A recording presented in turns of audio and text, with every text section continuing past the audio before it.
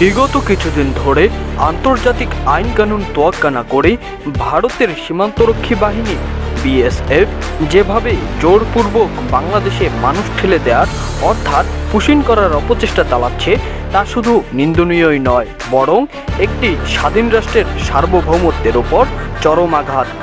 বন্ধুত্বের আড়ালে এই আগ্রাসী নীতি আর কতকাল? বিনা উস্কানিতে রাতের অন্ধকারে কাঁটাতার পার করে আমাদের ভূখণ্ডে মানুষ ঠেলে দেওয়ার এই নোংরা রাজনীতি বাংলাদেশ আর বরদাস্ত করবে না।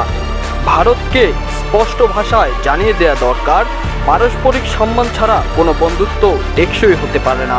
আন্তর্জাতিক সীমান্ত আইন মেনে চলুন, অন্যথায় এই অন্যায় আচরণের জবাব আন্তর্জাতিক মঞ্চে শক্তভাবেই দেয়া হবে। কিন্তু ভারত হয়তো ভুলে গেছে বর্তমান বাংলাদেশ আর অন্যায়ের সামনে মাথা নত করার বাংলাদেশ নয়। সীমান্তে পাহারা দিচ্ছে আমাদের বীর বিজিবি।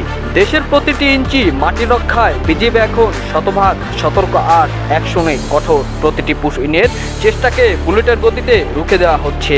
বিজিবির এই কড়া অ্যাকশন, এই অনড় অবস্থান পুরো জাতিকে আজ গর্বিত করছে। সীমান্তে দাঁড়িয়ে আমাদের জওয়ানরা প্রমাণ করছে দেশের সার্বভৌমত্বের প্রশ্নে কোনো ছাড় নেই, কোনো আপোষ নেই। আমরা শান্তিকামী দেশ, কিন্তু তার মানে এই নয় যে আমরা দুর্বল। যে কোনো ধরনের সীমান্ত আগ্রাসন আর পুশইনের দাঁত ভাঙা জবাব দিতে আমাদের বিজিবি এবং দেশের মানুষ আজ ঐক্যবদ্ধ। সীমান্তে অনধিকার চর্চা বন্ধ করুন। মনে রাখবেন, বাংলাদেশ তার সীমানা রক্ষা করতে ভালো করেই জানে।